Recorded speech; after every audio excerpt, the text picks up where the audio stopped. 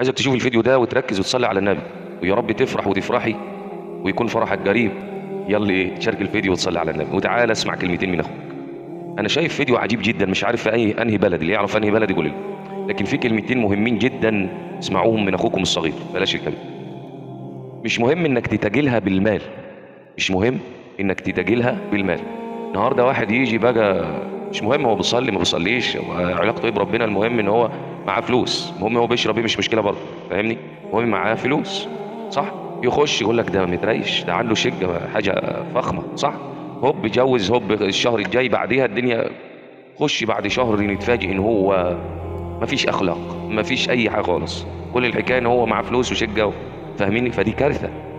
واحده، يعني حد بعت لي دون ذكر اسماء طبعا عشان دي اسرار، بتقول لي انا كنت بحب واحد، والله العظيم كنت بحب واحد جدا وسابني وضحك عليا، سابني يعني وانا بتألم. فقلت لها ده لو بيحبك الشخص ده عمره ما هيسيبك، عمره ما هيسيبك تتألمي. اللي بيحب حد، وبعدين ليه نعيش في حب وبتاع؟ اللي بيحب حد وعايزه انا اتقدم لفلانه وعايز اتزوجها، هخبط على الباب عشان عايز اعيش في الحلال، عايز اجيب اطفال. عندنا مثل فلاحي بالبلدي كده يقول لك خدي اللي تحبيه، خدي اللي يحبك وما تاخديش اللي تحبيه. خدي اللي يحبك وما تاخديش اللي تحبيه، لانه هيعمل المستحيل عشان.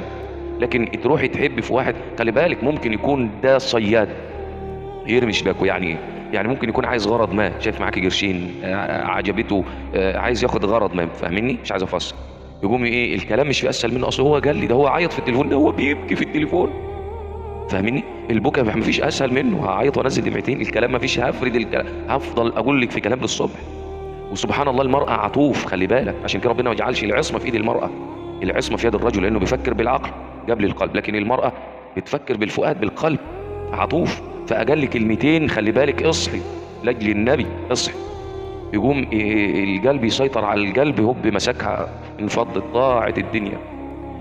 وتفضل تتألم، وهو بيبقى يضحك عليها، يعني هو بيبقى نصاب او ان هو ذئب بيلف عليها عشان يوجعها في الشباك.